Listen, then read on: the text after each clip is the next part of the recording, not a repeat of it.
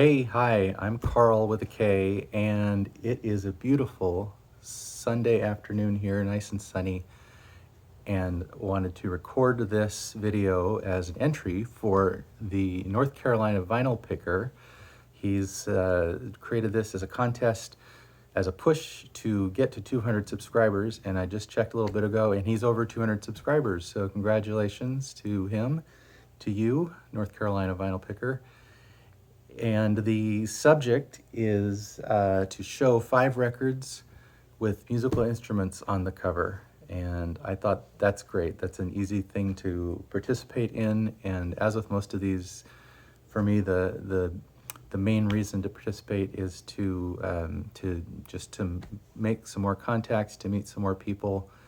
And so here we go. I'm going to show some records that I found in my collection with musical instruments on the cover. And the first one is one that came from my grandfather's collection. I like to remember him when I think about my records, and this was one of his. It's folk music from Mexico, Mexican folk music. The album is called The Real Mexico in Music and Song, and you can see on the cover it's an illustration of a group, and 3 of them are playing stringed instruments, kind of like guitars. I bet you they're not all guitars, but I like the illustration. I like the style of that. It's on None Such Records, and it's a good listen. They call it a field recording, probably because it wasn't a formal studio where it was recorded, but it sounds great. It was well done, and it's enjoyable. So there's some instrumental, there's some vocal pieces on here, and so that's good to listen to. The next I picked is an interesting, because of the instrument on the cover. This is Roberta Flack's album, Killing Me Softly, and the cool thing about it is the way that the cover opens. The piano itself, when it's all closed, looks like Roberta's singing and playing from the piano, and then we open the piano and see that she's actually, hi there, she's actually just singing at the microphone. It reveals the keyboard. Roberta did play piano, just not in that picture, but definitely did on the recording. I love the song Killing Me Softly. It's just an amazing piece of songwriting, and it was a crossover hit from R&B to the pop charts. It's my favorite track by far on this album. The rest, some are good, some are less interesting to me, but Killing Me Softly, just can't beat it. Lots of people made covers of that. Lauryn Hill's cover is probably the next most well-known, and it's also a good cover. But Roberta Flack's will always be the real thing, the original. The next record I picked with instrument on the cover is this one with marching percussion. It is called the 26 Standard American Drumrudiments, and it's got a story, I guess. It was given to me by someone I worked with many years ago, who I'm sure I'd talked to, that I had at that point recently got some records from my grandfather, and more people were getting rid of records at that point than were getting them. And she also knew that I'd played percussion in high school and college, not so much marching, but so this is a educational record, and it's a demonstration of these exercises, the 26 standard drum rudiments, and it's on an interesting label. It's on the Ludwig label, which isn't really a record label. They're a drum maker. They make drums, but they made this record on, I probably call it a private label pressing, as this demonstration by this guy who I think if I read this, he won a championship in playing the drum rudiments. So his prize was to be recorded. So musically, it's not very interesting to listen to as music. It's very much a teaching tool. Like, here's the perfect example of these rolls and flam and paradiddles and ratamacue, all these drum rhythm exercises, the rudiments. So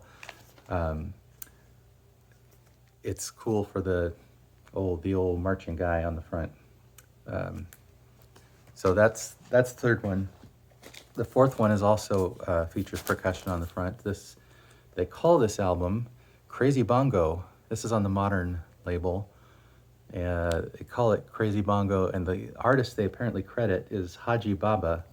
And when I got it, I tried to figure out who is Haji Baba. So I put it in Discogs in my catalog and tried to figure out, so what else did Haji Baba record?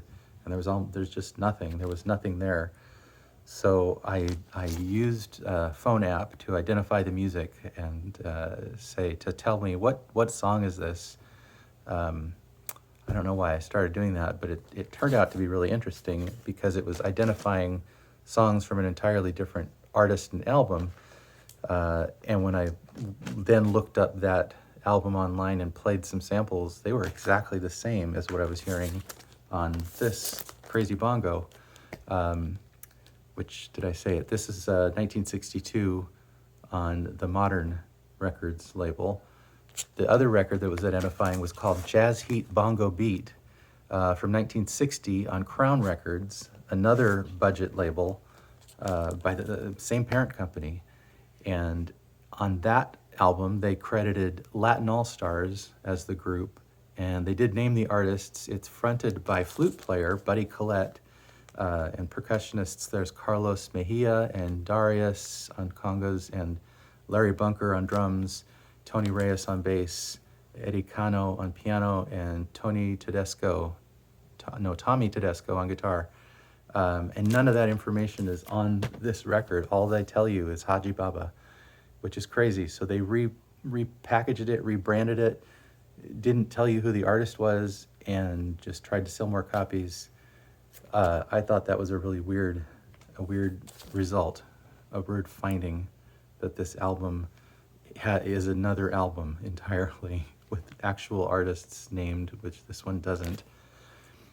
But here it is because of the instrument that's on the cover. And as a percussionist, I like to point out that the drum here he's playing is a conga. It's not even a bongo. So they call it Crazy Bongo, and they put a conga on the front, which both are in the recording, but I don't know, they weren't that concerned about that, I guess. So my fifth record I wanted to show is a jazz, you call it third stream because it's jazz and kind of classical, by the French jazz pianist, Claude Bolling, who wrote the music. And he did a bunch of these, and this was probably the most popular of the suites. This is the suite for flute and jazz piano, and the flute player is classical flutist Jean-Pierre Rampal. And the illustration, I think, is kind of hilarious. As a suite, it's their hotel suite. That looks like they've been intimate here. And so pretty much all of the covers on these suite for some instrument and jazz piano that he did have a similar illustration, probably by the same artist, of instruments anthropomorphized and doing something related, less intimate than this in most cases. Like there's a picnic suite, so the instruments are on a picnic. In this case, they're just in their suite. And so you see the piano and the flute in bed together. Anyway, they crack me up, just the illustrations. But I enjoy so this is probably my favorite of the Claude Bolling suite, jazz suites that he wrote. And so I wanted to show that illustration because of the instruments.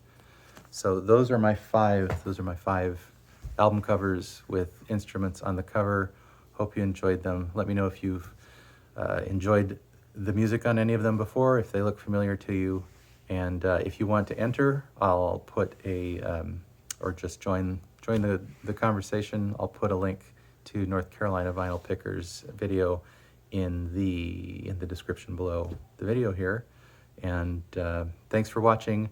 You keep listening to music, and I will go turn the record over.